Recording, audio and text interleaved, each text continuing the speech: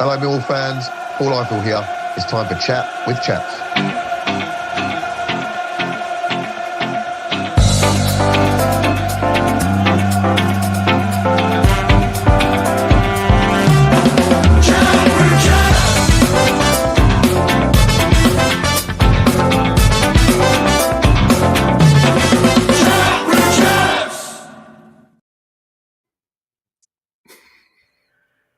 Good evening, ladies and gentlemen. Welcome to the show. Please don't switch off. You haven't tuned in to a Saga advertisement for cruising holidays. This is the famously known Midweek Live for Chat with Chaps, with some very, very special guests tonight, which I'll come on to, and one that is hiding in the background that we will get on board as soon as possible. So, look, first and foremost, evening, everybody. Disco Steve here, sitting in for Joe tonight. Joe's away down in the New Forest. There's absolutely no truth in the rumours that he's down there with Billy Smith's wife. So I want to make sure that is categorically made now. Billy will probably verify that tonight for us. So no, best wishes from us, Joe, and hope you're having a nice relax down there in the New Forest. But guys, look, we've got as usual an action-packed show lined up for you tonight. I am absolutely delighted to be joined by three co-hosts who I will introduce. One is still hiding, but trust me, he will come in very soon, hopefully. No, he's not there yet, but he'll come. So look, without further ado, first and foremost, I must introduce, I am absolutely delighted because a couple of weeks ago, this guy came on our pod for the first time, and I was absolutely gutted because I wasn't on it as well, because I've admired his work genuinely from afar and over the networks for a long time now. And so without further ado, I would like to introduce the podfather himself, Mr. Nick Hart. Welcome, Nick. Thank you, Steve. Good evening, viewers. I'm stepping in for Joe, I think, tonight, Steve. I was just like a late substitute. I was nearly playing golf, but then I wasn't playing golf, and now I'm here. So it's nice to join you on this live edition. I was just really impressed, incidentally, boys, before we go on, the jazzy little jingle that Chat with Chaps has got lined up at the start of the show. That's really impressive. I like to get a jingle out, but I can't compete with Chat with Chaps' jingle there. That's really good. The king of the jingles we are. King of the jingles. No, I think we got some help with that with one of our listeners, but I won't say in case I'm wrong. But really good. I think it splits opinion. I think some people love it, some people say it's a bit cheesy, but at least it's memorable. That's the key, Nick, isn't it? That's the thing. Thanks for your kind words there. And then to this side, I presume, because I'm pointing the opposite way, so is we've gone from a very experienced podfather to a pod virgin.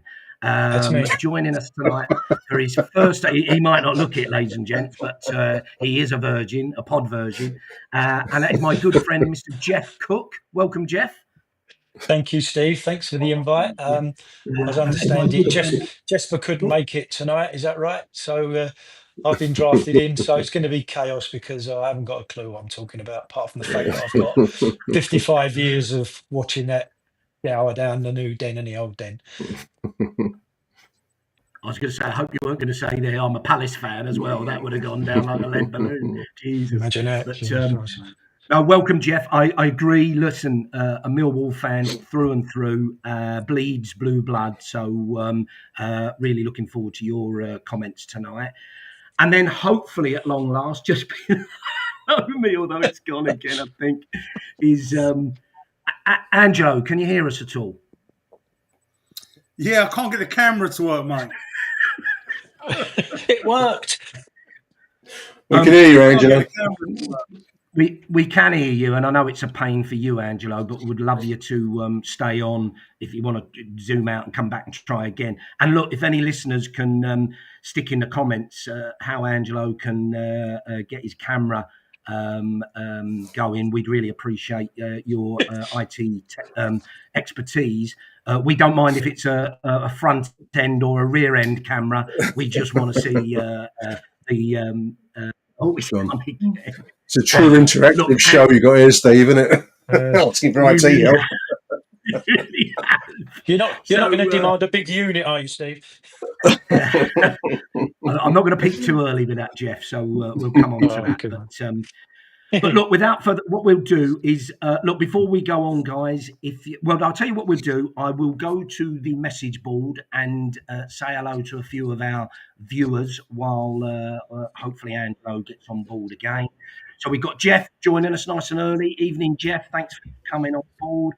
Chris, buenas noches, everyone. Buenas noches. That's right. Likewise, Chris. Great to have you on board. Junior Lions TV, evening lads and all the family. Evening to you, Junior Lions TV. Hughesy, regular viewer. Good evening, one and old. Thank you very much. Yes, we're very apt. Very apt. More mature. I think more mature. God's waiting room, Stephen. Feels a bit like it. My doorbell's just gone. There's Alex joining us on time again as well. Alex, well done. Andrew Cahill, a regular listener, so thanks Andrew for coming on board. Leslie Goddard, evening boys, hope you're all well. Yes, I think we are.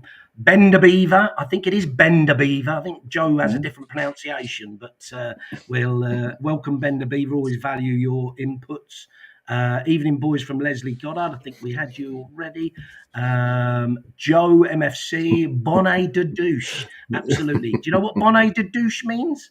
Anybody? Du Bonnet? Good evening, is it? Good evening or something like that? I don't know. A shower? It was a douche. Is that a shower? We'll think about it. Shower cap, I believe. Shower cap. Bonnet de douche. Bonnet de douche. Joe might be able to tell us. This will be a long one. Thanks, Chris. Give us a chance, mate.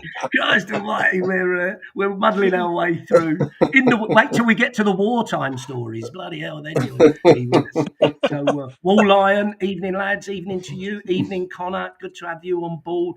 Lions Raw, evening. Good to see you. Mark Murphy. Good evening, guys. I was just thinking that I might be younger than all the panel. Thanks very much. You're probably joined by quite a few tonight on that. Let's have a look. Born Free, Die Free, even and all. Pod Royal on the panel, absolutely.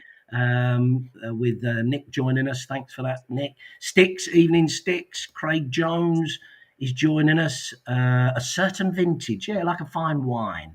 What a nice surprise. Yeah, I'd agree with that. Hey, look at this. There's a lot of love coming in, Nick, for you tonight. Oh, good old Bonesy. Yeah. What's this one? Welcome back, Nick, and welcome, Jeff and Evening Disco. Thank you, Ben the Beaver. Angelo, yes. Oh, ladies and gentlemen. As if by magic. Hello. Hello, Angelo. Welcome, Angelo. Thank you very much. What pain in the arse that was. Listen, worth waiting for, mate. That's for sure. Thank you very much. Good evening. Thanks for great to have you on, mate. And I know you'll have a lot of great input for us tonight. I'm just going to quickly whiz through all the rest of the comments. Thought we're all on where your silver foxes come from. Yeah, thanks very much. Sorry, I just missed that one. Somebody said, have you tried turning it off and turning it on again? Yes, that's always a good guide for IT skills. Yeah, there it is. Turn it off, turn it on again. We've got a few of those. Just trying to see if there's anyone here. Craig, what's up? Don't think we had Craig. So evening, Craig. Evening to Benji. Grateful for you to join us tonight.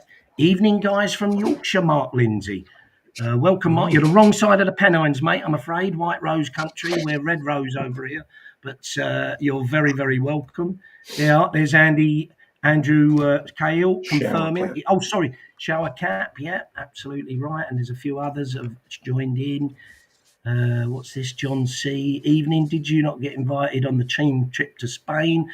I think we'd all have loved to have been there, John. Just other commitments meant I couldn't get there, but I would like to do it one day. It's one for the one for the list most definitely. It's the 4 Ronnies, 4 candles. We've got 4 candles here, so very good.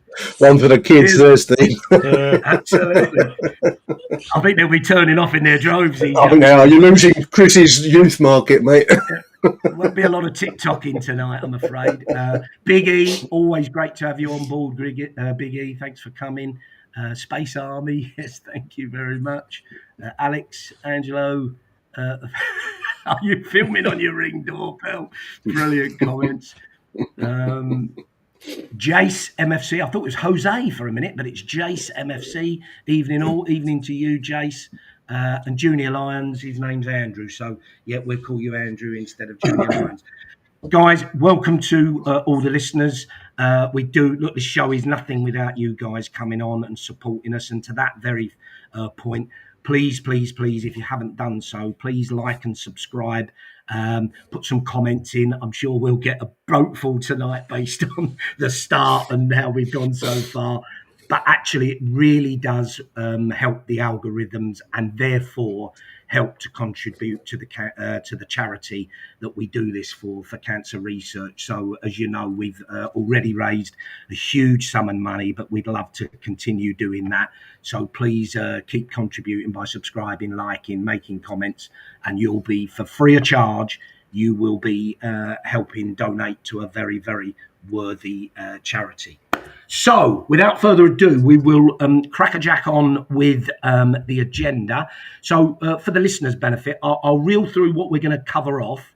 So, if I could ask if you've got your comments, try and save them for that section, because then we can interact with you rather than just listening to what we've got to say, because we'll probably forget what we're saying anyway. When you get to our age, that's what tends to happen, or we might have to go off for a pee or something.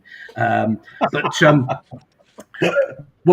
oxygen. What we want to do is we're going to have a look at the signing. We're going to have a look at the signings. Obviously, a couple of new signings, one definite, one very, very close or looks good, and some rumours. Then I think we should look back at the recent friendlies.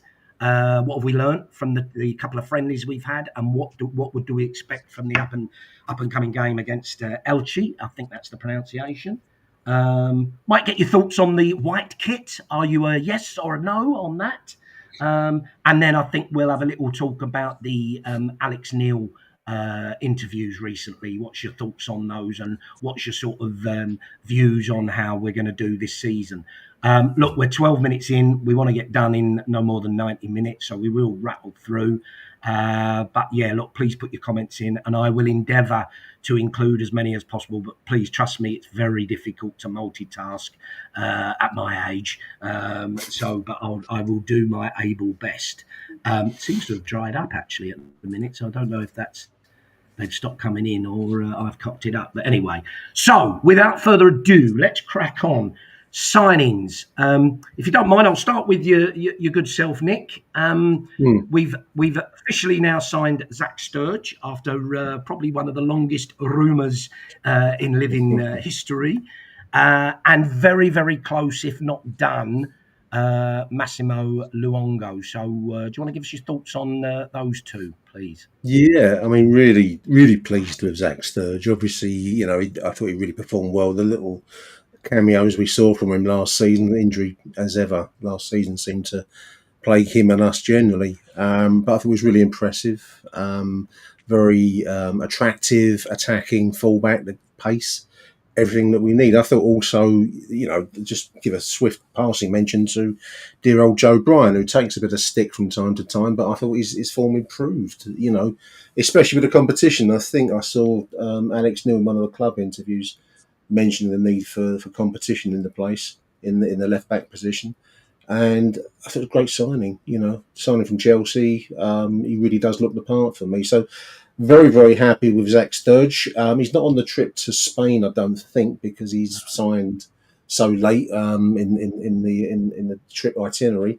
But it's going to be really good to see him back in the side, and hopefully, I'd imagine it's going to be first choice over Joe Bryan, I would think. But we'll see. We'll see what that opening day starting 11 looks like up at Norwich. You think that, Nick? Do you? You think he's come in as number one?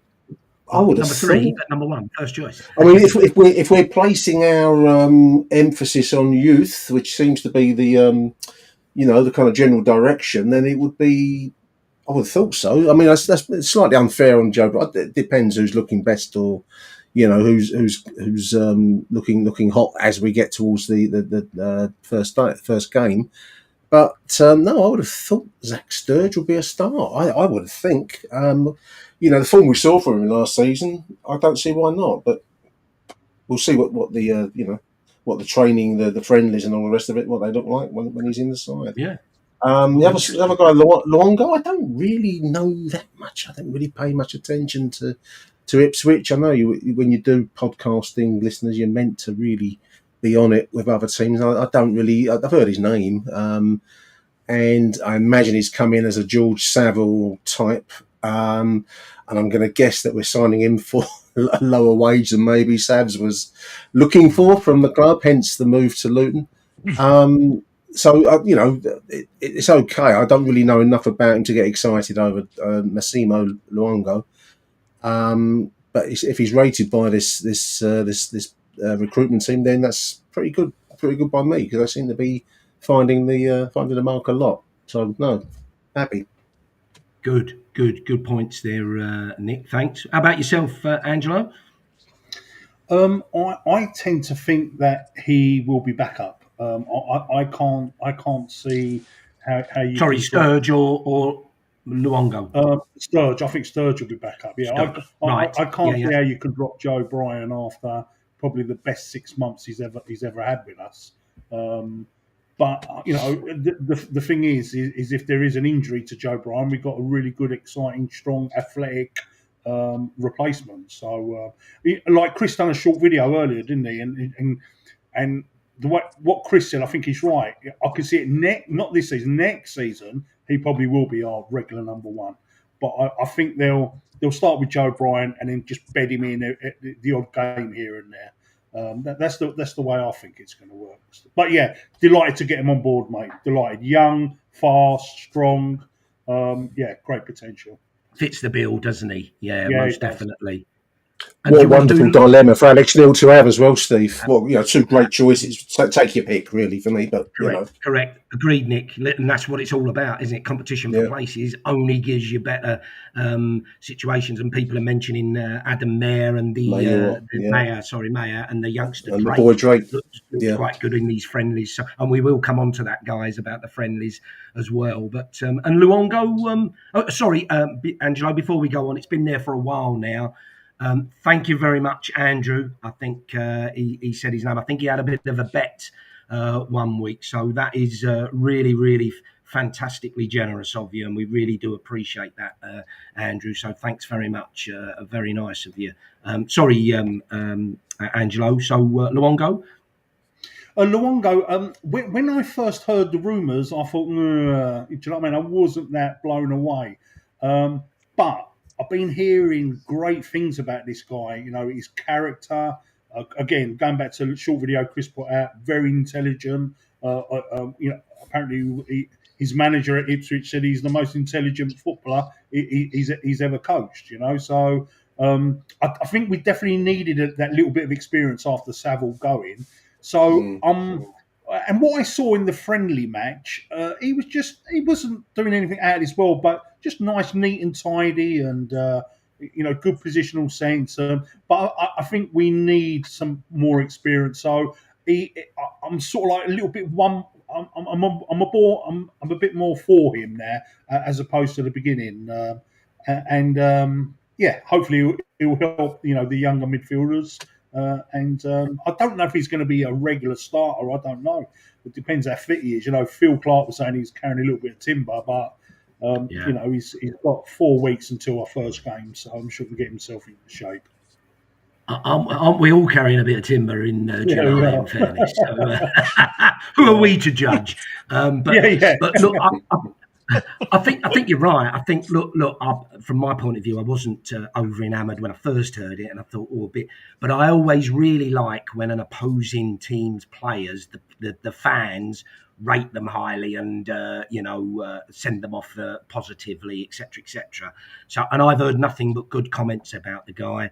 I saw some good touches last night, which I thought, he looks like he's maybe got something. I seem to remember him playing against us and being a bit of a pain in the arse, like who's the one who's going abroad now for them, plays in midfield, Ipswich, the other midfielder. I'll help us out in the comments. Phillips. I've got who? Phillips, the guy they had on loan from. No, he's another dark head. Morsey. That's it, Morsey. He's going too late.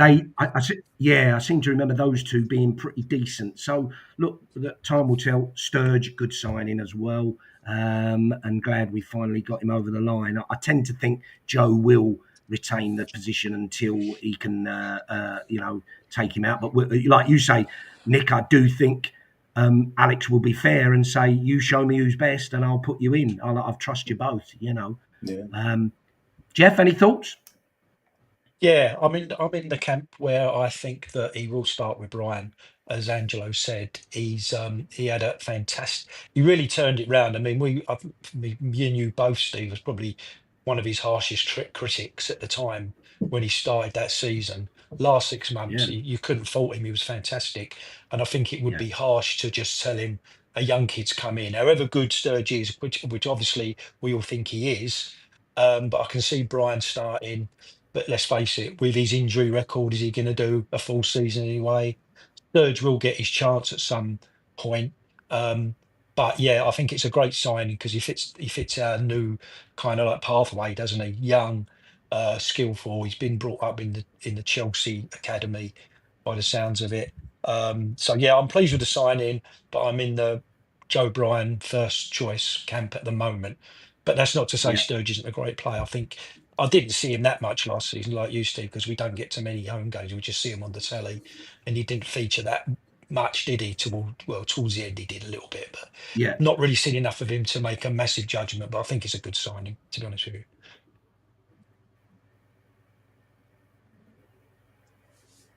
Hello. He's a big unit, isn't he? He's a 6 footer, isn't he? Oh, big we died at the moment. That wasn't deliberate, by the way.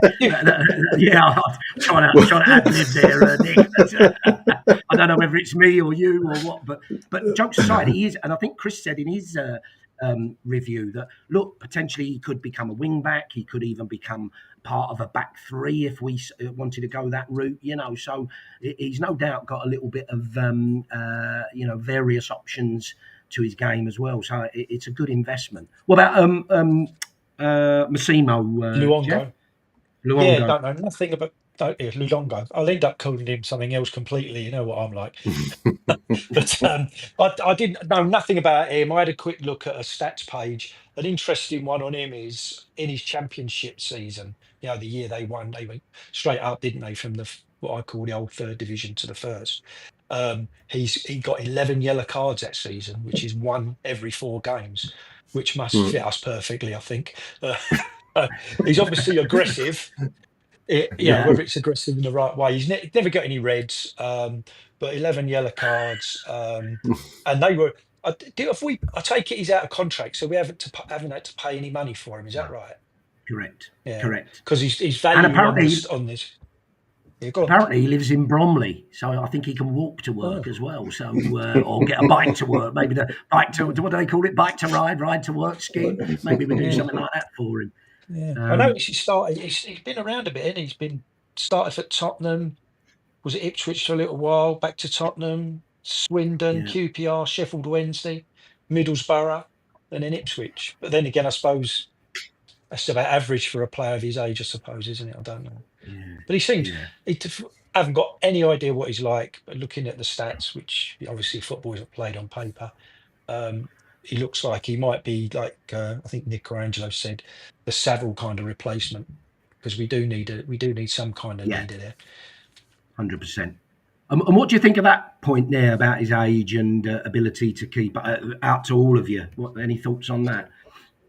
Yeah, I mean, I was just looking. There's another good point. I think it's Junior Lions TV. Steve says 2 games a week kills Brian. So the quantity of and the sheer weight of football, I suppose, that you play, especially with the cups and whatnot in the championship, took its toll last season. I suppose we were all talking about first choice players.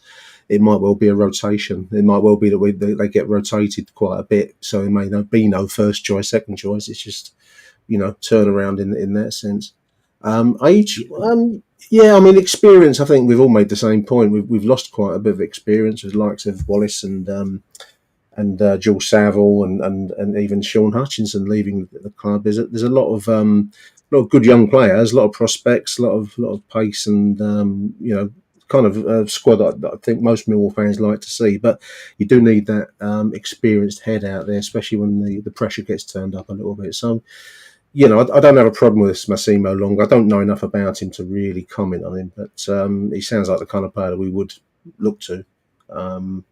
Discipline is another interesting point. If he's getting yellow cards in League One, I mean, we actually didn't have a bad disciplinary record last season. I don't remember maybe 1 or 2 reds across the season, not many. And you don't want reds, do you? You want to keep all 11 men on the pitch. Correct. So he'll have to hold it together. Australian player, obviously Italian family, but Australian born. So that's a wild mix there, Angelo. It's maybe 10 Aussie Italian. That's a fired up player. Do you know what though, Nick? I think that goes in our favour. That he wants to be in the Australia squad for the World Cup next year. Yeah. So he's going to be trying hard. He's going to want to play, and he's got to perform, isn't he, to get chosen for the World Cup? 100%. Yeah. So that could work in our favour. Absolutely, agree. Yeah, spot on. And look, I think we're going to come on to Alex Neil's interviews, but I think he's been very clear every interview. He's always said, hasn't he, about the model that we've got of young and develop and potentially sell. However, you need a good mix of seasoned pros in there as well. So look, we've got to give the guy a chance, haven't we? Whether we think 100%, give him a chance, and it's up to him to go and prove what he can do. Morning, Daniel. You must be in another part of the world. And yes, look, good points. We're going to come on to those a little bit later, so you can catch up on that later, no doubt. I think generally the view seems to be that both Sturge and Luongo, very, very different types of signings, aren't they? But are going to be valuable additions to the squad. What about any other? A couple of other quick questions. Other positions you think we desperately need to fill, and there are rumours going around about keepers. So, any thoughts on that? I'll start with you, Angelo. I think we've got enough firepower now, haven't we? We've got a lot of attacking players. God knows what's happening with Jaff. Is he staying? Is he going? At the moment he's with us, which is great news. So obviously, if he goes, we need 2 more centre halves, and I think we need a couple more midfielders, mate. I think in the attacking positions, I think we're fine. Nisbet, are we going to keep hold of him? Where is he? Lovelace, where is he? But we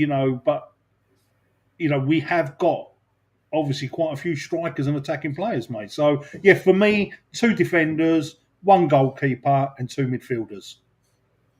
I did see Alex Neil's interview, or was it? It might have been an article on the news at Den, talking about just one of the questions there: what's happened to Lovelace, Nisbet, Aziz, and Reis? And he said some of the players with various tightnesses and strains have stayed behind, and I think Aziz was one of them. And I think I saw Nisbet. He's a great mystery, isn't he? Kevin Nisbet. One of the great mysteries of Millwall times, really. I mean, I think his whole career might be taken up, chaps, with me thinking that he's got prospects as a player in there, and he might go through the Millwall system, be gone, and I'm still thinking to myself, I'm sure there's goals in that player. And it seems there are up in Scotland, but it's of course a different level up there, isn't it? And we're seeing the same with Macaulay Langstaff, he's come free scoring player in the lower divisions. Got a lot of goals, I think, in National League and then League Two, but he just seems to struggle. I haven't watched any of the friendlies. I've watched the kind of edited highlights. And there was against the Palace game, and I know it's a friendly, and I know it's a workout, and you're basically watching effectively a gym session, really. But there's a blinding chance for him that he just don't have any luck. And how long can you persevere? A player that's, who's it who said, "I want lucky generals"? Napoleon said it. Don't give me good generals, give me lucky generals. Give me good lucky strikers, not good strikers. I think in his case. So yeah, I don't know. I do agree with Angelo. I think we've got quite a good amount of firepower, presuming the likes of Zach Lovelace comes through. Another mystery, really, because we fought tooth and nail to keep him, didn't we? When he went up to Scotland, and then he's come back and disappeared without trace. The other mystery is Dan Kelly, and it was mentioned in this article I read. It was almost in passing, like he's just been left behind, and everyone. When he left Celtic, he was being, a lot of angst up there over them losing a great prospect. But we haven't seen a hide nor hair of him, really. So there's a strange bunch of signings that are prospects that, we've got to start seeing something from them soon. That's my take. Yeah, it's one of them, isn't it? Do we read into some of these that they're not really in the plans and they're trying to find different clubs, i.e. Nisbet particularly?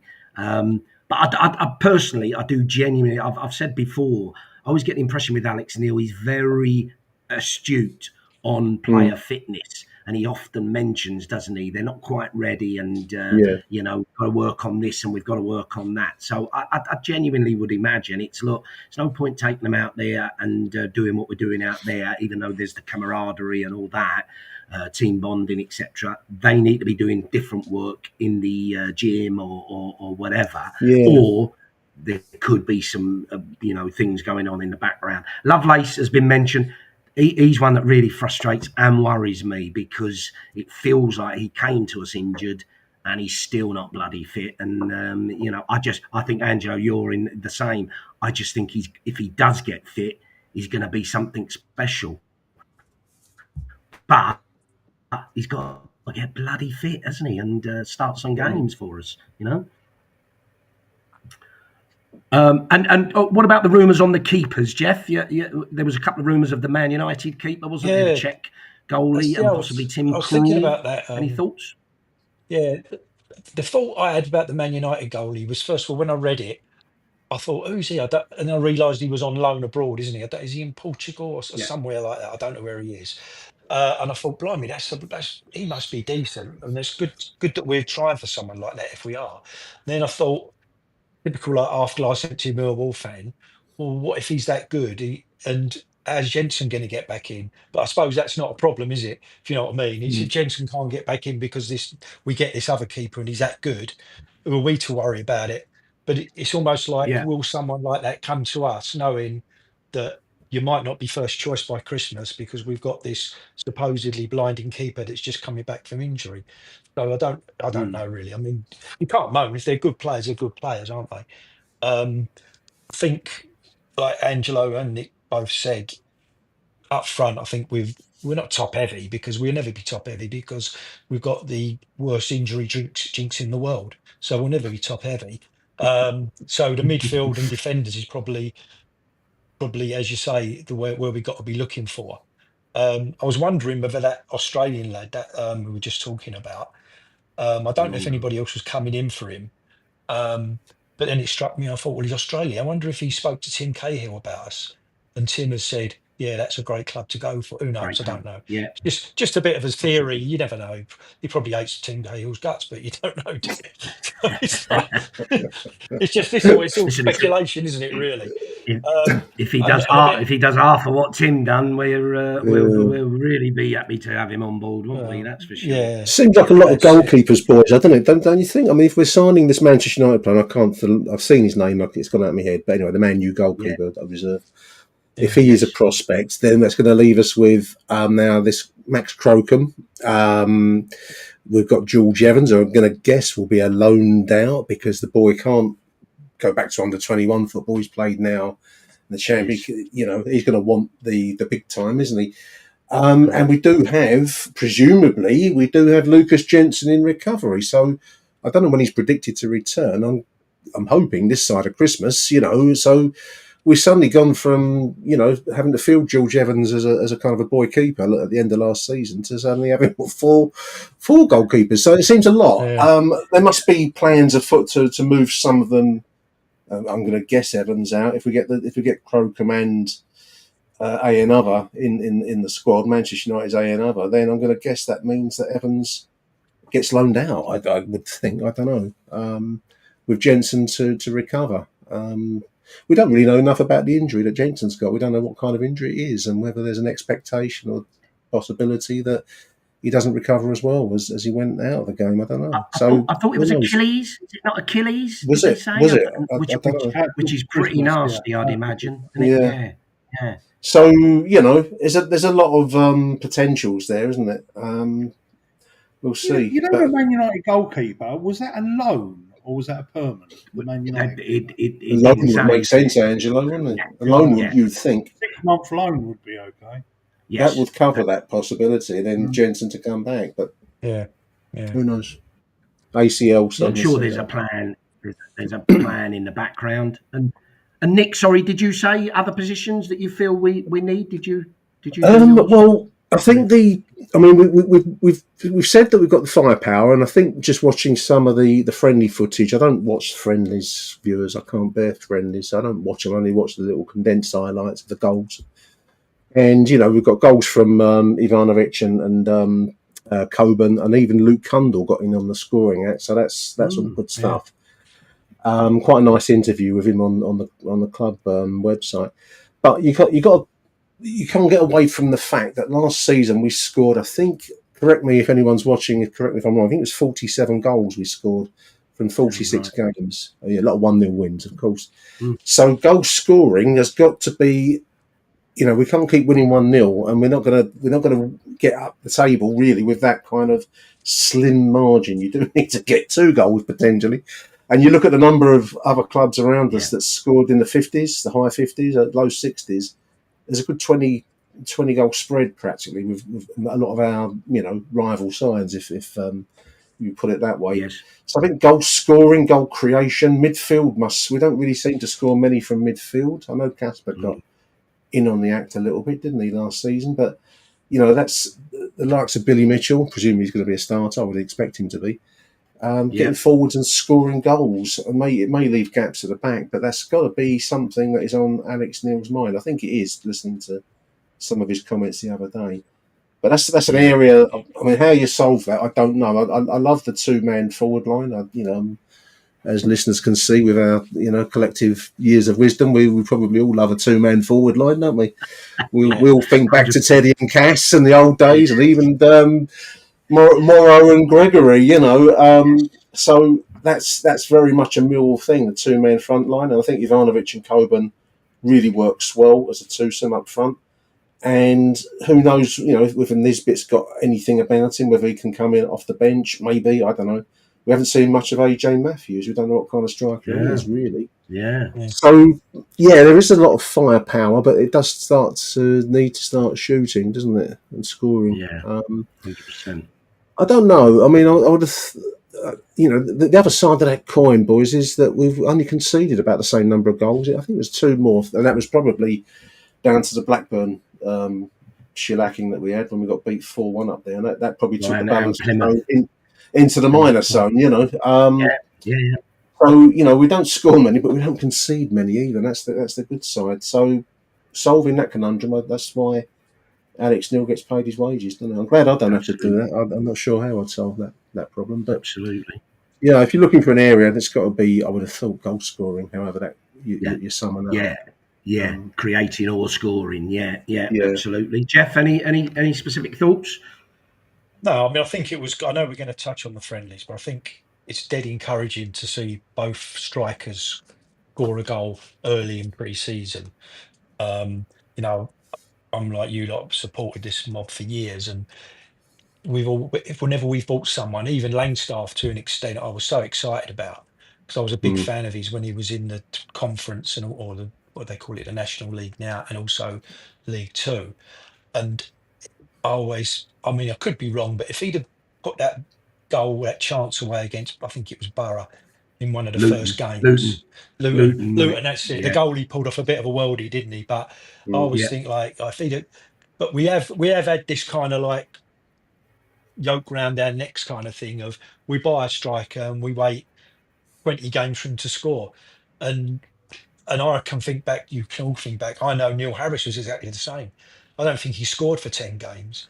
But the difference between him and Langstaff is when you watch Neil Harris, even when he wasn't scoring at first, he was an absolutely off the scale footballer. He had a brain like Teddy. He could see a pass. He could do the lot. And it was only a matter of time before he scored. I mean, I hope Langstaff does start scoring because I don't like to be wrong very often.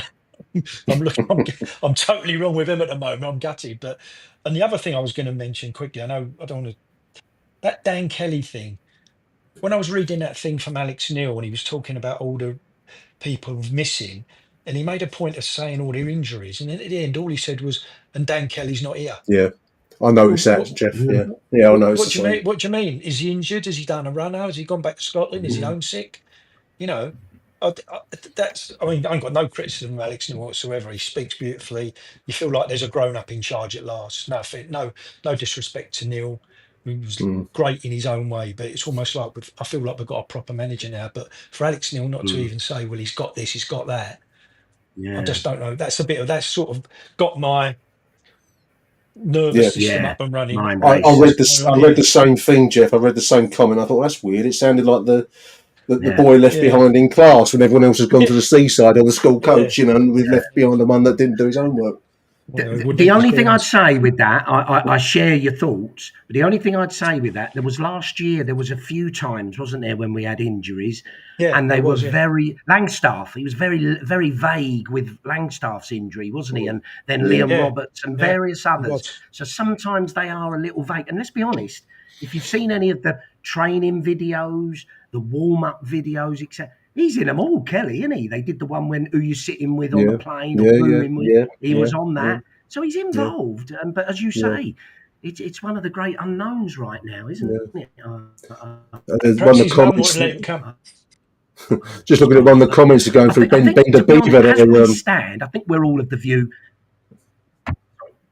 Ben the Beaver mentions Benicio Baker there, Steve. Benny Baker. And it just fleetingly saw him. I think he put the cross in for Cogan's goal, I believe. And he's another one. We're talking about goal scoring, and that's the kind of someone mentioned earlier on, chance creation. That's where it's going to come from the wings. Yeah. Correct. Sorry, I interrupted. The only thing with no, thanks. This is what it's about, Nick. Absolutely. And the only thing with Triple B. I didn't see his pace that we've been promised. Or am I wrong, Angelo? I know you watched the game start to finish. Did we see evidence of his pace at all?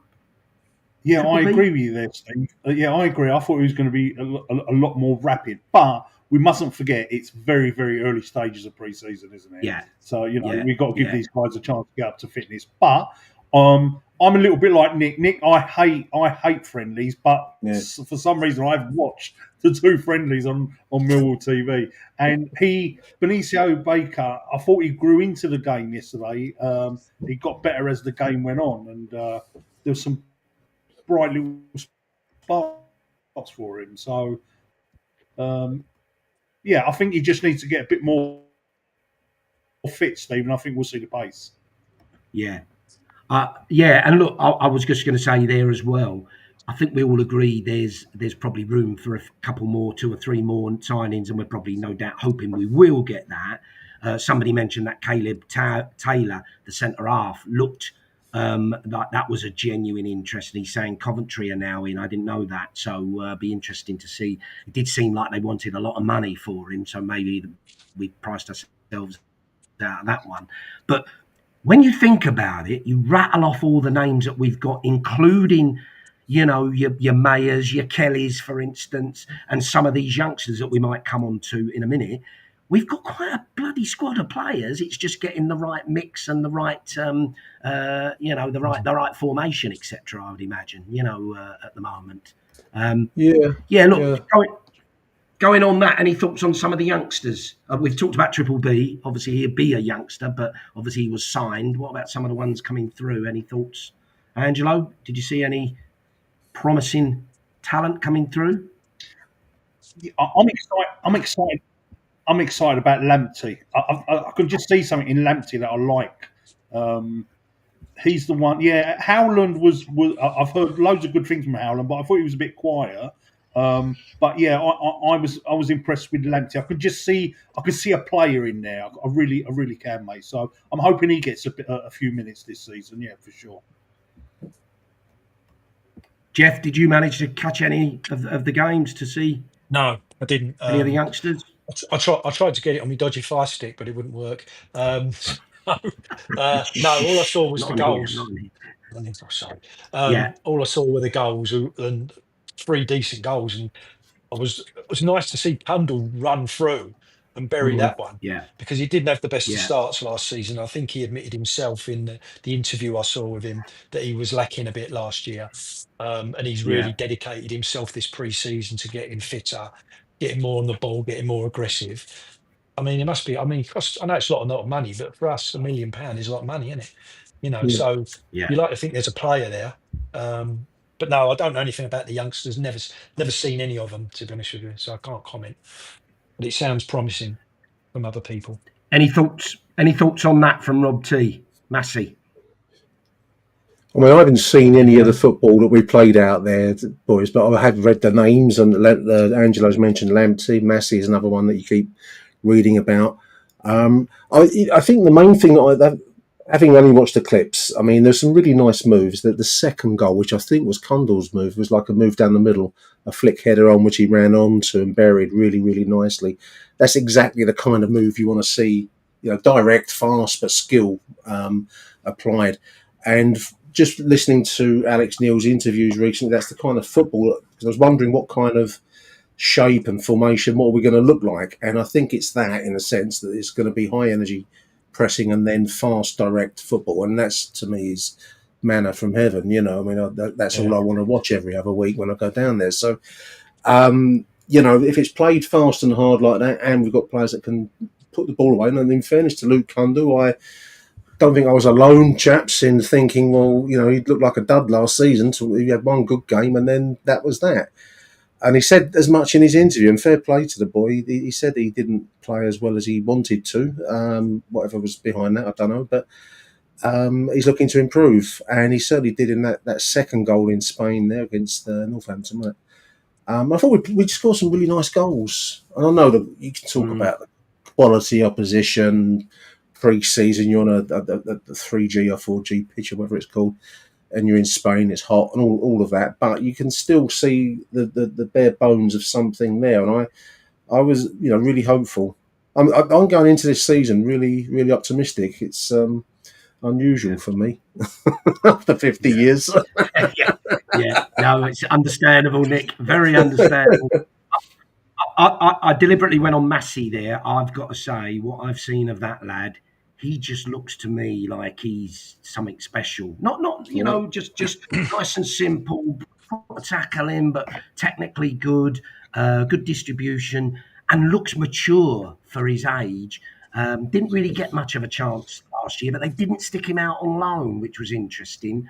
So I think somebody said there, look, rather start him than Luongo. I sort of get that, but it is a big jump. I get it, but I'd like to see him break through. He's always impressed when he's played, in friendlies or in. I'm not sure if he played. He might have played against Orient last year as well. But I think the lad's got something, most definitely, and he might not be one of the most flamboyant youngsters that we've got, if you know what I mean. But I'm also a believer. Sometimes players make the step up, and the ones you think are going to be really good don't necessarily make it, and the ones that you're not so sure actually turn out to be brilliant, because it might be mental attitude, there might be just their ability to play at that level with the type of football, etc. I don't know, but I do like the look of Massey, and I I think that was the other one that a lot of people were raving about, which I've missed now. Beaumont, wasn't it? Beaumont. There was a lot of praise for him, who I knew very little about before the friendlies. But Angelo, did you pick up on him at all? Yeah, I'd never even heard of the kid. But again, very tall, very athletic. Looked decent, mate. Looked decent. So one to definitely keep an eye on for sure. Yeah. So look, team-wise, we're in good shape. Players that are missing, we're not too concerned, other than there could be the odd, like with Nisbet, for instance, there could be a bit of a rationale as to why he's not actually partaking at the moment. Look, we'll whisper it quietly, as you say. Tanganga's still here. That's going to be one we're going to be biting our nails until deadline day, aren't we? I would imagine. 100%. Which will be a bit shit, really. Yeah. It probably will happen on stay, deadline day. You know? Great coup. Yeah. It'll happen on deadline day. That's the worry, isn't it? Yeah. There's being wise and there's being downright bloody negative, Jeff. So you take that home with you. Thank you very much. No room for that on here. Thank you. Even though you're probably 100% right. So what are we expecting from the next friendly? Nick won't be watching because he can't stand. No, on principle, I have principle, business. I refuse to watch. It's Friday morning, 10:30 kickoff, isn't it? Is that LGO? It's an early morning kickoff, which is helpful from the heat point of view. So interesting to what we get out of it. There is a rumour that their manager for his team talk is going to play them the Joe tape from last week, when he gave I don't know if you saw it, he gave a review of Elche and said they were probably like a Division 2 team at our level, and likened them to Port Vale, I think. That's a good start. So thanks, Joe. We're going to get absolutely battered there. What do you expect from that friendly, Jeff? I won't be watching it, mate. To be honest with you, I'm anti-friendly, but like you said, I think they sound like they're a bit better than Joe let on. To be honest with you, so I think it's going to be probably a tough one, and perhaps they'll do a Forest on us like we did last year after getting. Yeah. They might be fans of this podcast, so the manager may be fuming. They might all be tuned in. The Elche army might be tuned in, watching us, might they? Well, let's pretend we're the front four and they'll just walk away complacent. Absolutely. Of experience, not much pace. You can see those gringos. That's odd. And if there are any Elche fans, if we're saying it right, watching, please like and subscribe. Well, I'm just looking. Even if you think we're talking a load of crap. Just a little bit of Elche background, Steve. I don't know if we want to stick this in, because I don't know. I didn't see Joe's review of Elche, and he sounds like he's made them sound like Spain's answer to Welling United or Era from Belvedere or someone. But I'm just reading on their Wikipedia. They were promoted from the second division, Segunda Division. Second of 22, so they're now a La Liga side this season. They got a bigger stadium than us, 33,000 stadium in Alicante. I don't think they sound like Dartford FC. I think they'll be looking to get something out of the game themselves. So I think we'll be in for a good test there. Actually, reading this, absolutely. I personally would imagine it'll be a really tough game. They won't want to lose it. They won't want to lose. Be another level. Yeah, exactly. And I think Joe or Jesper was saying they'll be a week or two behind us on training, so we'll play on that half of them will be unfit. But I'm sure they'll retain the ball really well, and I think that'll be a great workout for us. Northampton was a little bit more physical. This will be a little bit more. They'll have more of the ball, and we'll have to react to that. So I think it's a perfect friendly. Your thoughts, Angelo? Yeah, they've got to be half decent, mate, to get promoted to the league. They're going to be playing Real Madrid next season, it's going to be tough. I'd imagine they'll keep a lot of the ball. So it'll be interesting to see what Alex Neil does. Whether he does go for, because he's played a lot of kids, hasn't he, in these two friendlies. So it'll be interesting to see if he goes a little bit stronger. I think the closer we're getting into pre-season, I'm hoping that the be more like the team that we're hopefully going to start with. But again, listen, the result doesn't matter, does it? It just get fit. Get work on the tactics that he wants to use. The only one concerning thing is that I want to see Coburn and the Sir playing together all the time, and they played almost like on their own with Langsdorff behind, didn't they? So I hope we continue with how we finished last season with the two big guys up front. It worked. So if it works, why don't you continue and persist with it? Second that, Angelo. Second that, mate. Yeah. Spot on. And look, the comments that are coming in, the names that are being thrown in, both youngsters and existing. Look, Aziz, RBW, Nedsley. This is my point. We have a bloody decent squad right now. I'm not saying we're the finished article, but if they're all fit, that dirty word, and available, we've got quite a good squad there with a few little additions. The future's bright. The future's not orange. The future's blue and white, hopefully. So, Steve, absolutely. Yeah. Well, while we're on matters Spanish, I thought I'd set a little question for our viewers tonight. An obscure Millwall player, right? I had a quick look on the Mill History website, and we don't seem to have ever had a Spanish player. I don't think we've ever had a Spanish player. So my question to the viewers is: A, have we had a Spanish player? I couldn't find him. If we have, the only Spanish speaking as a first language, player, there's only one that I found. Now the clue is in Spanish speaking, and he's an obscure player. And I thought I might throw it out just for people to mull on while we're having our conversation. So post it in the comments, viewers. Can you tell me Spanish-speaking player? It's in the last 15 years. This player, so that's a clue. So played for us in the last 15 years. Spanish-speaking player. No, great, Nick. Great question. That is why you're on here. Thank you very much. That's absolutely brilliant. So please get your answers in. Who's that saying there? Interesting. Aziz is Spanish. Technically, he's half Spanish. Oh, that blows me out of the water, Connor. Thank you for coming on the show, mate. We'll keep the. Here's a good one. You like that? Messi. Rhino can order a beer in Spanish. That's for sure. Por favor. Absolutely. Brilliant. Oh dear. So we think that'll be a test for us on Friday morning, as you say, Nick. Not that Angelo, were you tuning in, or I guess you'll be working, wouldn't you? You won't be able to. Yeah, I'll probably be working, mate. Yeah, probably be working. Angel Rangel, that's right. Rangel, that's right. He was another one there on the list of comments. Interrupting. He was Spanish, was he? He didn't play for us, though, did he? Rangel. I think he did, Steve, very briefly. Oh, did he? Wasn't he Swansea? I thought so. That's what I think we did have him for a very, very short period of time, mate. Oh, right. Cherno Samba speaks Spanish and holds Spanish citizenship, so that's an interesting one. I didn't know that. Philippe Moret, what was he? I thought he was Philippe Moret. Wasn't he French? Ah, yes. No, he was French. Portuguese. Or Portuguese, I thought.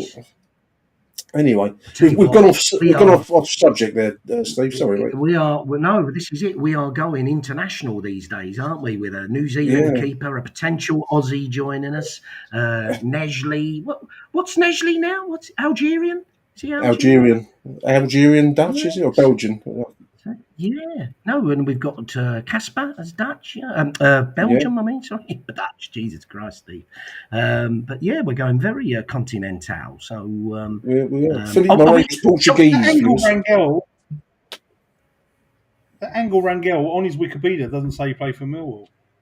I don't remember. Have we had the answer to your question yet, Nick? Would you want the answer? The answer I came up with. No.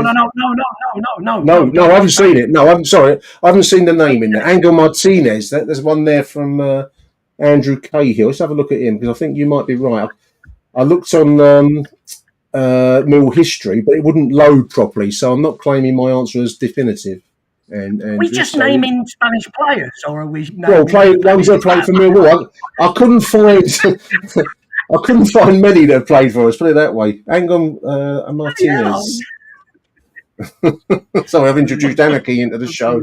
Didn't mean to. Millwall. Angel Martinez. He's Spanish. Yep. Tell you what, listeners, he doesn't put up with this when you phone into his show on Acton Millwall. Yeah, but you knock him off course and he just cuts you off straight away. I'll cut you out. This is live. I can edit you.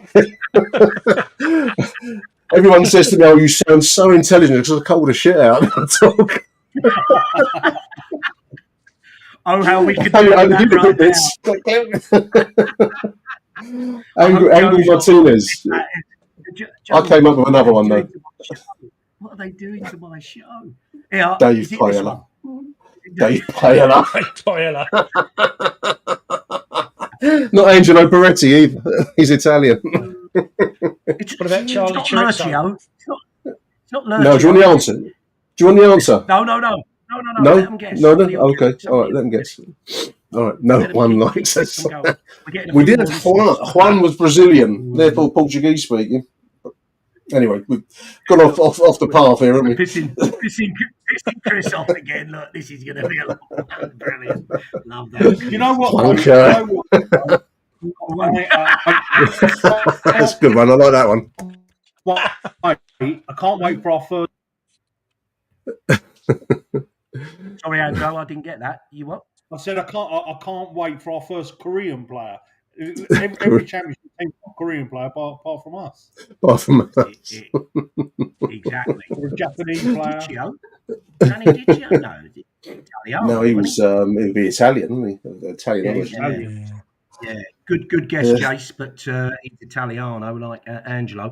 But Angelo, interesting. Our fellow podster, Jesper, is very keen on a like a Korean or that style of player. Every club's got them now, haven't they? You know, it really would be a coup if we could get that type of player, and there's certainly plenty of them around, you'd think. So, I agree with you there. It'll be interesting to see if when we get our first one, who that'll be.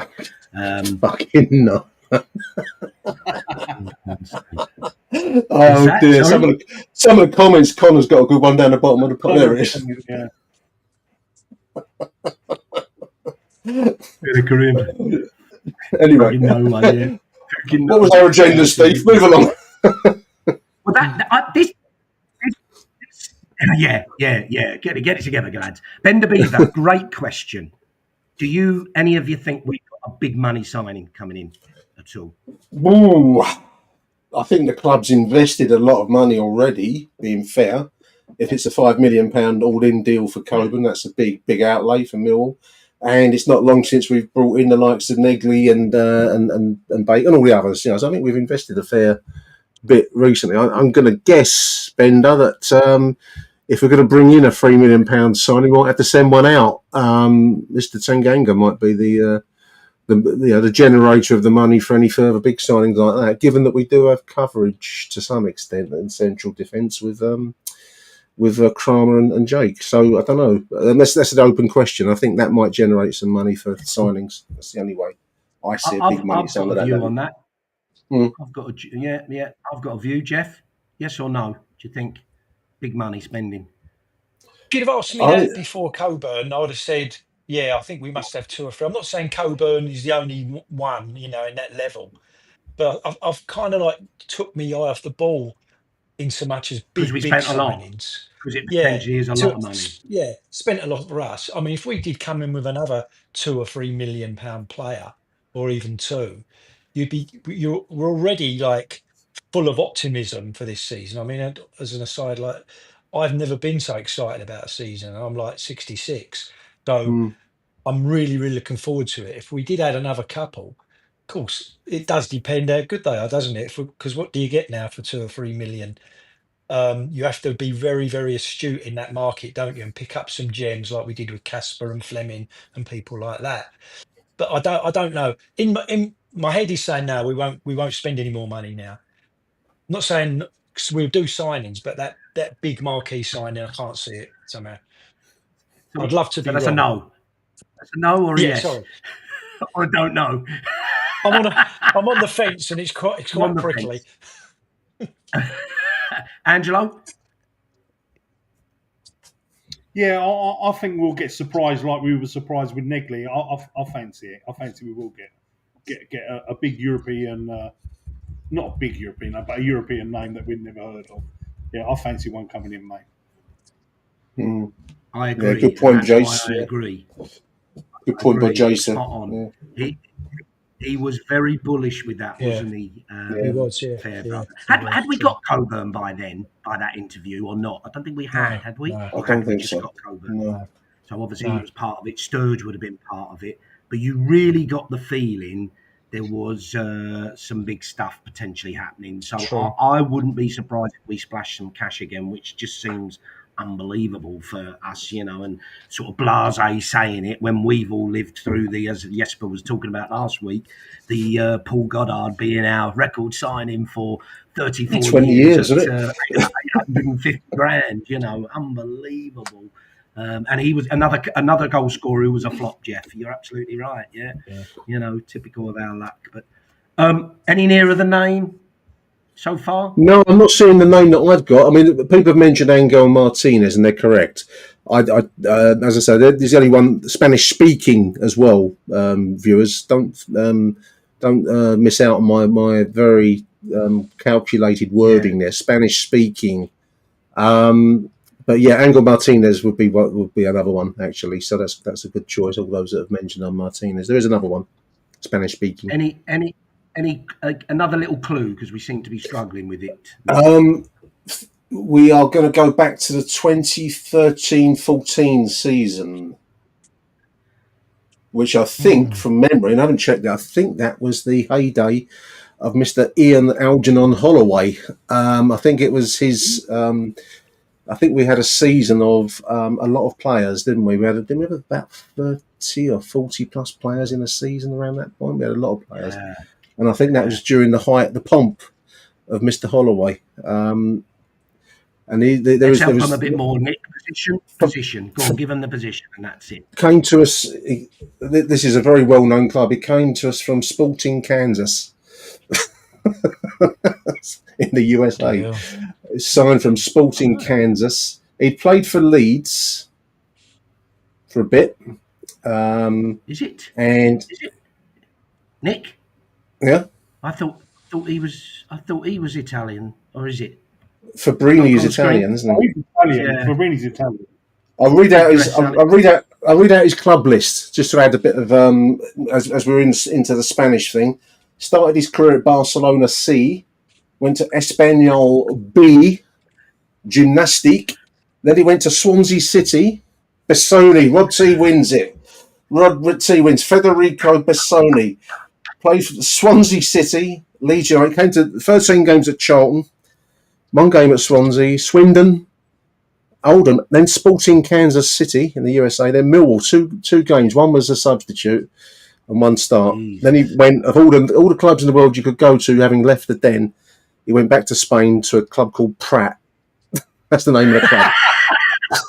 Prat. Who'd you play for? Prat. And then he's Andorra. He's managing in Andorra. Last on the article I've got. So well done, Rob T. Bessoni. He's Argentinian, Spanish-speaking Argentinian. Yes. That's right. Anyway, there we are. Well done.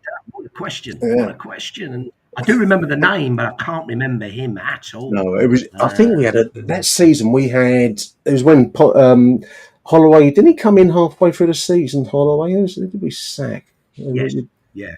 I can't remember how it went now, but anyway, Holloway arrived to great fanfare, didn't he? And he started acquiring players. I think if you were waiting at the bus stop on Ilderson Road, you could get yourself a Millwall contract at that point. Certainly on a short-term basis.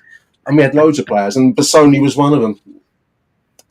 Little remembered. That's probably well why done, Rob T. That's why Sporting they brought in Kansas City. sporting directors. Yeah. Yes. What a fun. What a club. So, And then go to Pratt. yeah. Maybe it was Pratt that Joe thought we were playing on Friday rather than Elshie. Maybe it's who will know? Only Joe will know. Lomas was sacked, Rob C says. He's right. Lomas. Yeah. Sorry, there's names from the past. Lomas was sacked and we brought in Holloway, who went bonkers on signings. There we are. Well done, Rob. I thought we'd won the lottery when we got him as well, Holloway, and he turned out to be a disaster, didn't he? I deleted that from my memory banks. The Lomas sacking. And we had who was the other bloke? The Liverpool. Anyway, I'm waffling now, Steve. Sorry, I'm interrupted. No, it's all right. It's good. It's good. Not Spackman.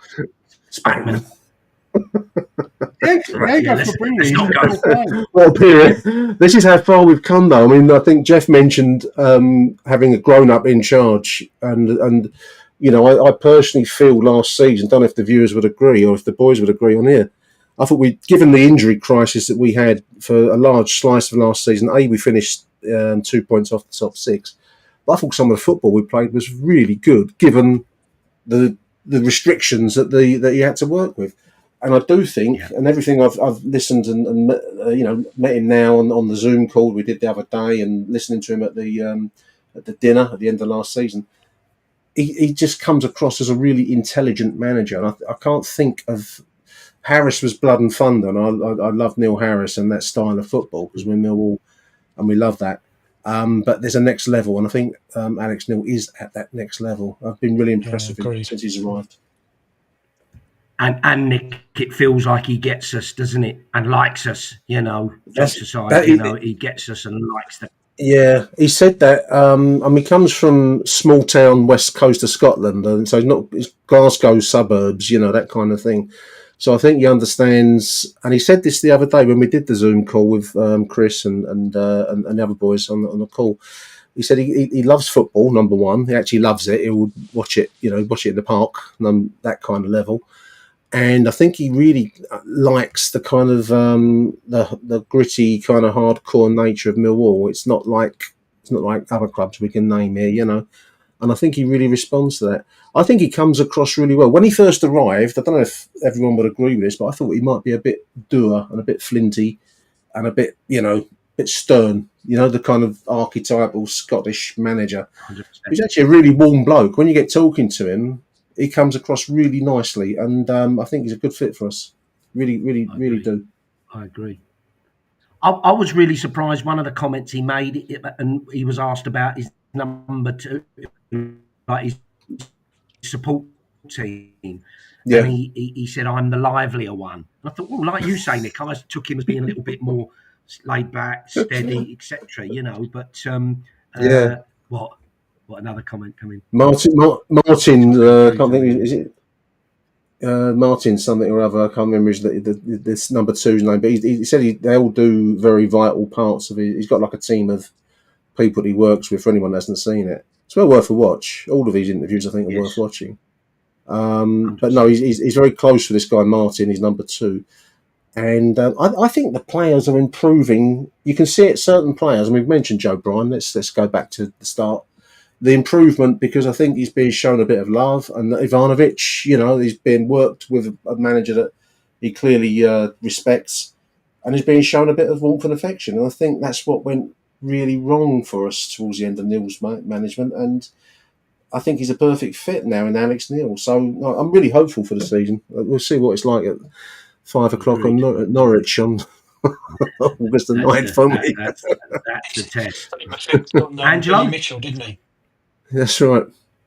Sorry, Jeff? No, I'm sorry I was interrupting. All I said was he did the same. He's done the same thing with Billy Mitchell. Yeah. He came back and looked like a well beater the last 5, 6 games, 10 games. Yeah. I think the problem with Billy is he just doesn't score goals, does he? But if Alex Neil can get him playing like that and get forward more, he's even when he's got a chance to have a punt, to me, he always seems to want to put it sideways. But them last 5, 6 games he played were fantastic. You can only put that down to the manager, because if he'd been crap, we'd have been blaming the manager, wouldn't we? So you've got to give credit where it's due. Yeah. Yeah, so you're certainly a big fan. Angelo, what's your thoughts on the interviews we've had recently from him? Yeah, massive fan, mate. You know, all I keep hearing is the players saying how how much attention to detail. You know, they're studying every single training session. They're studying every game on the video. You know, the guy like Nick said, I think he is a different level of manager. I'm the same as Nick. Fucking love Neil Harris, love the geezer. But this is a next level. It's a next level manager, and I'm very very hopeful for the coming season, mate. Really am. Yeah. And like Jeff said, you know, he's improved so many players, mate. And the guys in the chat have said it. You know, every player bar Imaku, like the guy said in the chat, has improved, mate. You know? So yeah, it's fantastic, mate. And the great thing is he's giving the youngsters a big chance as well, mate. So hopefully a few of them will become first team regulars as well. It's interesting. It's that like you say, Nick. I thought he was a good choice, but I thought he'd be a bit of a dour Scotsman. And I thought he always listening to him as an opposition manager, you always thought, oh, he's a miserable sod, and he's always blaming everything, all the reasons why they didn't win, rather than giving you credit. But he doesn't seem to be doing that here. And look, I know we look at him through different coloured glasses, but he seems to be a very, very honest, very down to earth. And I'll tell you what I really, really like. This business of he loves the club and he likes what he's doing. Look, you're not going to say, well, it's a bit shit, isn't it? You reckon you're a big club and you reckon you're hard and you're not. He's not going to say that, is he? So we're not stupid. But I actually, it seems really, really genuine, doesn't it? That he's thinking, I've really enjoyed it down here. Even saying I'm living in London and I'm loving it. I only go home when I get a break and what have you. Yeah. He's embracing it, which is fantastic. It was Steve, do you know what I love? He's living in Bromley, mate. He's living next to the training ground, which is great, isn't it? You know, Rowett was up Canary Wharf. Alex Neil, Neil was right on the doorstep, which I love that about him. That he's. He looks. He's not next door to Luongo, is he? Hey, they're not neighbours. Is that why he's got a job? It was interesting at the end of season thing, which I don't think the club put the video out or anything like that. There was a little interview with Aaron Paul on the stage, and there was a really nice comment which I thought that's really says something. He said that coming to Millwall, coming from small town Scotland, he said he gets that same kind of passionate, intense siege mentality that we've all got. He said it reminded him of being home, back at home. And well, that's really telling because he didn't have to say that. You can go through the motions. You've got a microphone. You're in front of a few hundred people in a dinner. Everyone's listening to what you got to say. You can easily tread water up there on stage, and no one's really looking for him to bare his soul up there. But I thought that was a really nice little. It was an honest, and I think that's what's come across. I mean, we've all said it. He speaks honestly. The players. Again, the impression I got just from the few that I managed to get a word with on the night was that they really enjoy playing with him. They enjoy working with him. They want to please him. Billy came across that he wants to, really wants to impress him. Do you know what I mean? It's that kind of sense that they want to. He's an intelligent manager. I don't think he's a hairdryer merchant. I think he's half time he'll tell you where you're going wrong or what you might need to do to improve. I don't think he's throwing the teacups around in the dressing room, and I think they respond to that. So no, I think he comes across really well. I've been really impressed with him. Not at all what I expected, as you say, Steve. And Nick, can I say something, Nick? I heard this story years and years ago. His first ever managerial job, I think, was Hamilton up in Scotland. And then he left them to come down to Norwich. And I read an article that basically, when he left Hamilton, literally the whole club, players, staff, tea ladies, directors, they're all in tears, mate, that he left. I can believe it. He had that sort of effect on the people that he works with that they just all adored him, and literally that half the club was in tears when he went, mate. And I love that because that means he's a people person, it's great, mate. Very much. And I get that impression. I get that impression that all the players I love working with him. So it's all positive. Yeah. All positive. It's a young squad. They all want to improve. Of course, they all want to play at the highest possible level. And I think he offers them a route and the support. We mentioned Martin Connolly, I think someone said. and the team he's got around him. So, you know, what more can you want as a young player? Someone mentioned Idemo, a big season for Idemo in the comments earlier on. I think that he's an example of a player that can improve, and he's got the perfect opportunity to improve. I think he's a pacey, powerful, fast player, but he needs focus and he needs polishing. And you're not going to get much better opportunity than working with Alex Neil and his team at Millwall. So a lot of opportunities for a lot of these youngsters, I think. Agree. I still think there's a player in there, Idemo. I really do, you know, but he does need to knuckle down and improve. Yeah. So look, a lot of love in between the four of us, a lot of love in the chat for Alex Neil. So look, we're in a really good place. The only thing I would say, lose the first 3 games with shit football, Alex, and we'll soon tell you how fucking good you are. He did say that. He did.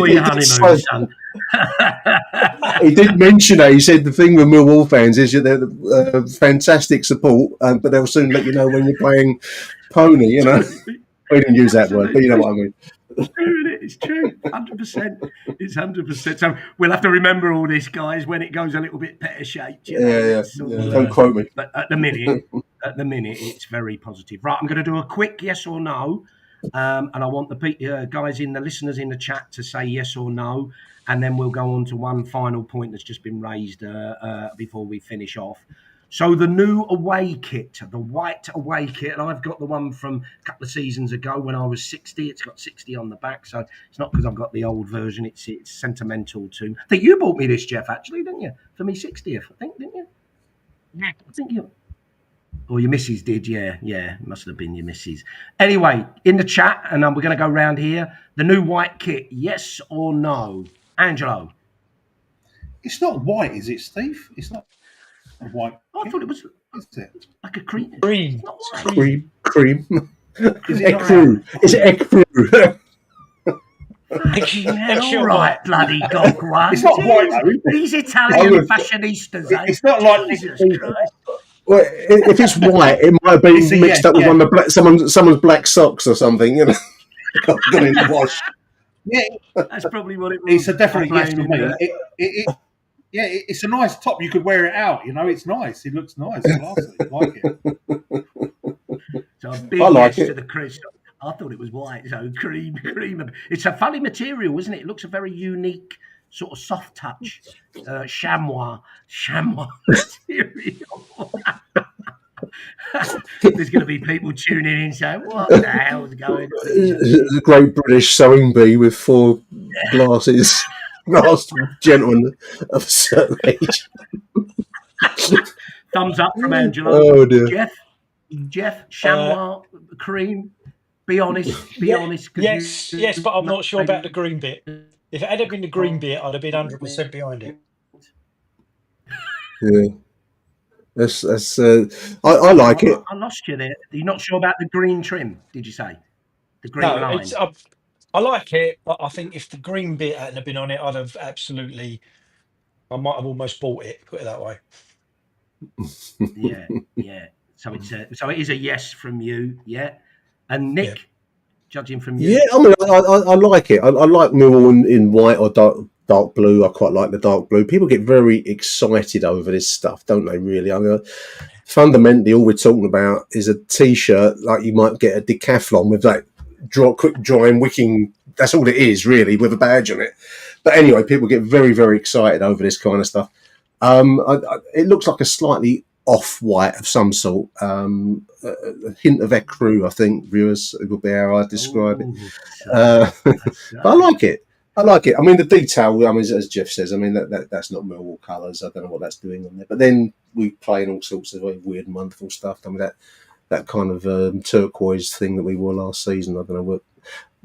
There must be people in offices in sportswear designers that think of the most weird colours and think, well, put them in that. It's got nothing to do with our history. I like blue. I like white. That's fine. That's Millwall. That's good. So. And I presume we'll have a third kit eventually, won't we, as well? And I did hear rumours of red and white. Red and white was going to be. That's I don't like red and white. That wind up. Yeah, I like Sticks has mentioned Mother of Pearl in the comments down the bottom there, Steve. And I think Sticks has captured the essence of what that kit is, Mother of Pearl. What a shame! I've already had my pearl wedding. Otherwise, I could have got the wife one for. She'd have loved that instead of a. I was going to say a pearl necklace, but that'll go That's a down well as different well, won't it? Oh, dear. Pearl bracelet. Sorry. Time to reel it in, Steve. Hello, Sandra. Come in, Sandra.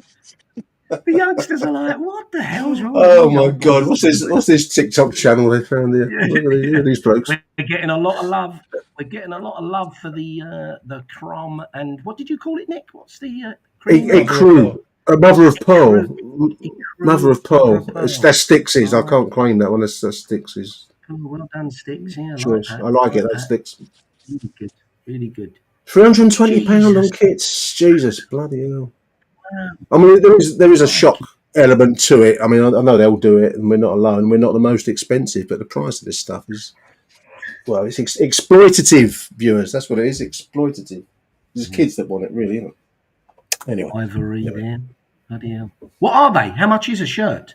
65, 70, 65? 70? I don't know. It must be in that 70 quid. I don't know what they cost.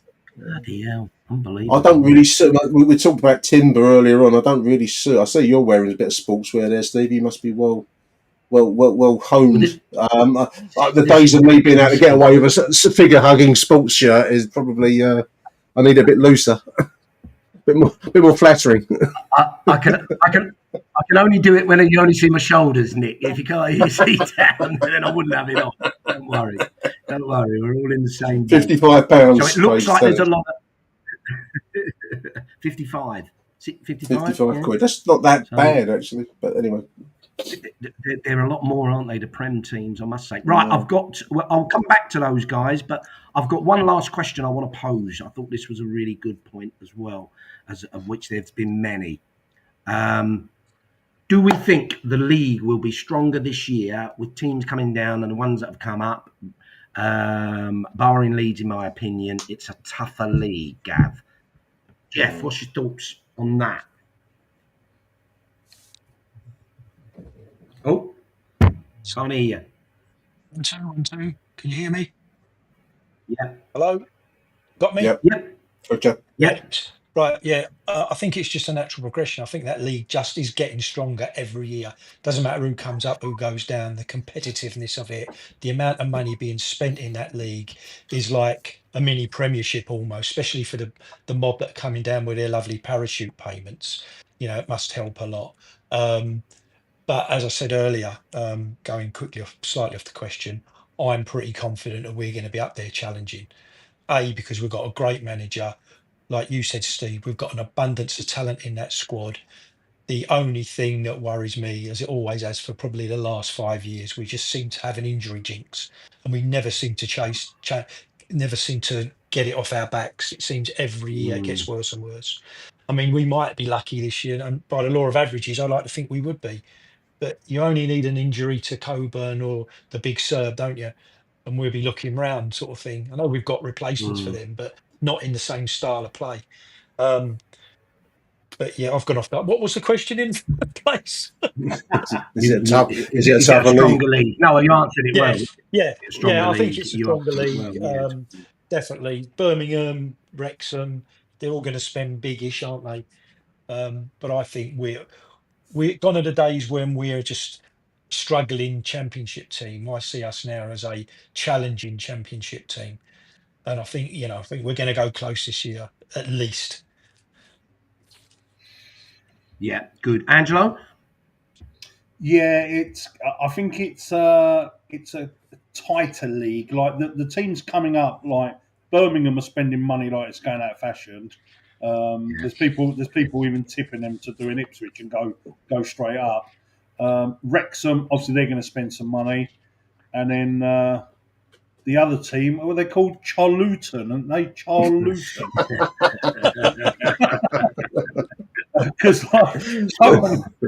all Charlton are doing is buying all the Luton players, aren't they? So we've got Charluton, who I think they're going to be fine, mate. Because I do rate that little rat of a manager they got,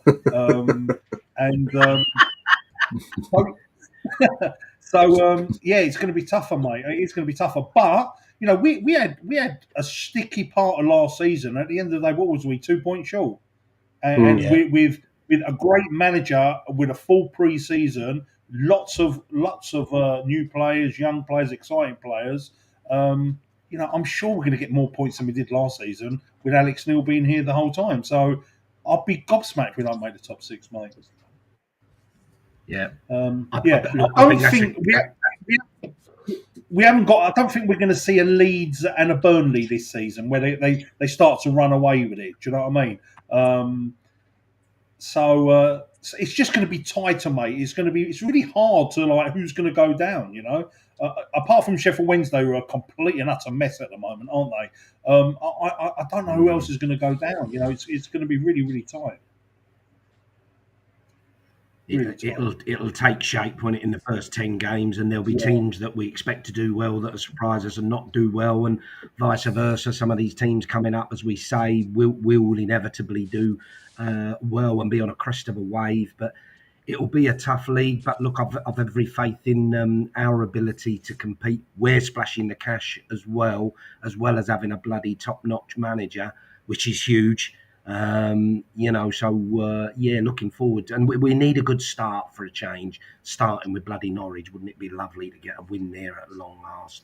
And that's a really good point. Sorry, that's why I came in about our home form. And Alex referred to that, didn't he? How when he took over, our home form wasn't that good, and it didn't start well for him, but he quickly turned it around, and I think he sees the value of being strong at home. Yeah. Thoughts, Nick?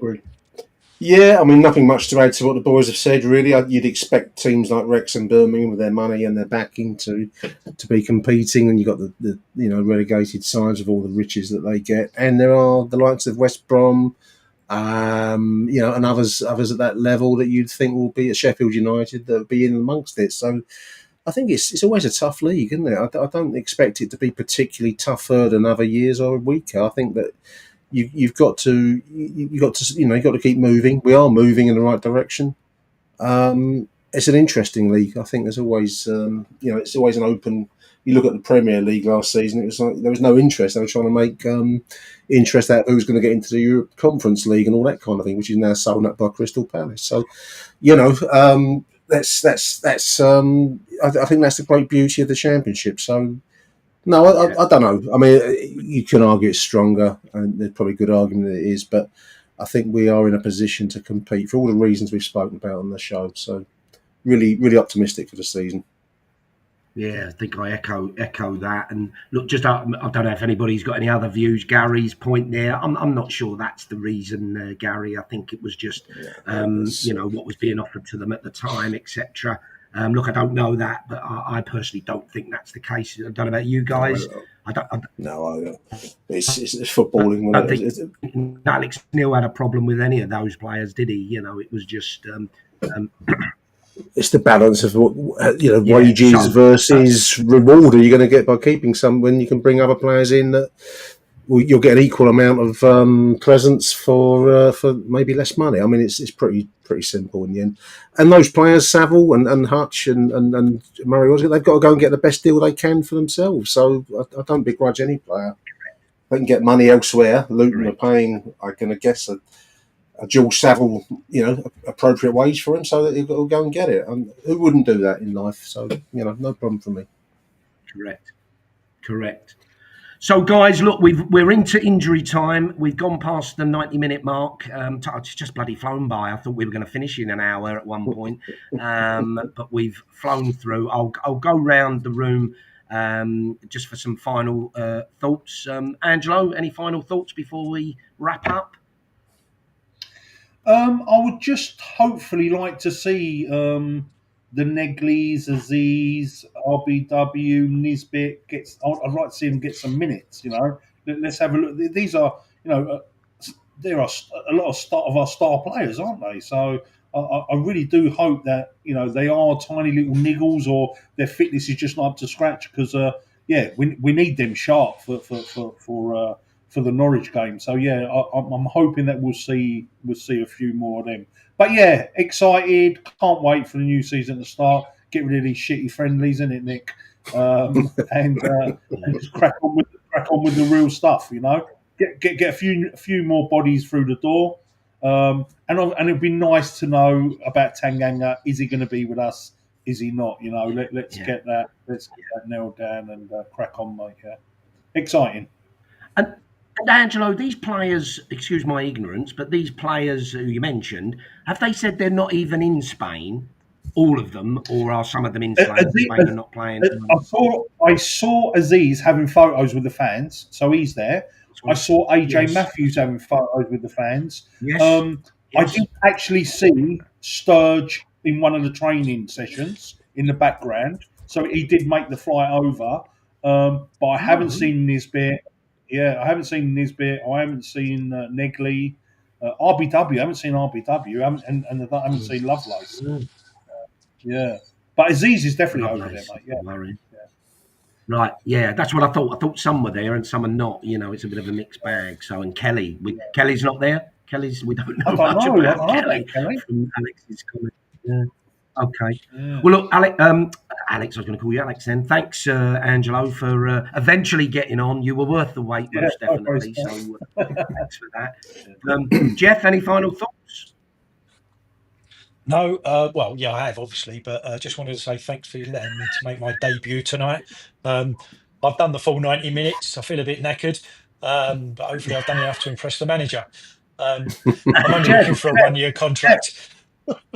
Jeff's our trialist, isn't he? Jeff's our trialist. Like we put him on the team sheet. Yeah. But we followed the Alex Neil model and went for a mature version as well. You see, so you are the Luongo of chat with chat.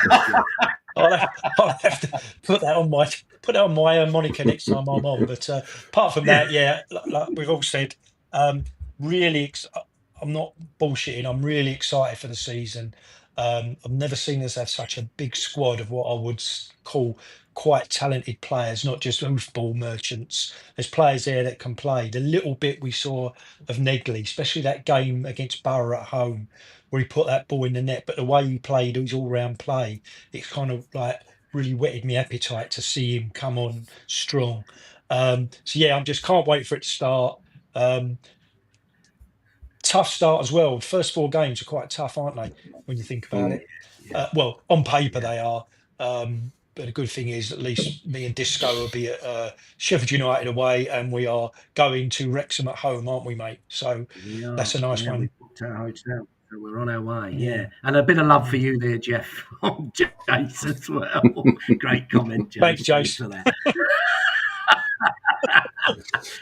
And Nick, to finish off, mate, any Nothing to add to what we've said on the show. It's been a good show. It's lovely to meet you boys. Have a good chance to talk to everyone, and thanks for everyone that's viewed it. I suppose the only thing I'd say is we've lost the South London press now, and I think that the likes of the News of the Den are our last. It's like General Custer at Bighorn. They're the last stand. Do give them your support, viewers. I know there's a subscription model. It's only £3 a month.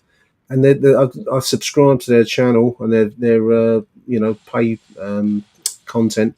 It's really good, and you don't get none of this stuff for nothing in this life, or you shouldn't do. So just give them a shout out because I should be using their site a lot to refer to during the course of the season. So just give a shout out to News at Den. Subscribe. My message to you. Good point. Really good point. Thanks, Nick, and thanks for coming on. And for any of the listeners. If you haven't seen Nick's pod, Acton Millwall, make sure you get on there and listen. It's a great show, and I'm not just saying it because he sat there. It is bloody brilliant. I've phoned up myself, and I know Angelo has contributed as well. It's a great show, and especially through the season, Nick. In the games, people's comments, etc., is brilliant. Thank you, Steve. Look, guys. Yeah, you're welcome, mate. And look, thanks to everybody for listening tonight. We've got up to nearly 300 listeners, so that looks pretty damn good. Thanks to the 3 of you for joining us. I make no apology again, listeners, for saying please like and subscribe if you haven't already done so. All the money raised goes to a very, very good charity, i.e. cancer research. It's free of charge. I do emphasize that because I think sometimes, subscribe, or what does that all mean? It means nothing. We don't use your data or pass it on or anything like that. It is absolutely free. So yourself, friends, family, wives, boyfriends, girlfriends, etc., get them to subscribe, because we've gone over 2,000 now, which we're delighted with. And if we can get to 2,100 and onwards from there, get to 3,000 the end of this season, I think we'll be in a really good place. So, but look, thanks very much for listening. Great to see you all. We'll be back next week. Joe should be back from his saucy weekend in the New Forest, and we look forward to seeing you all then. So bye for now from us. Cheers, guys. Cheers. Bye.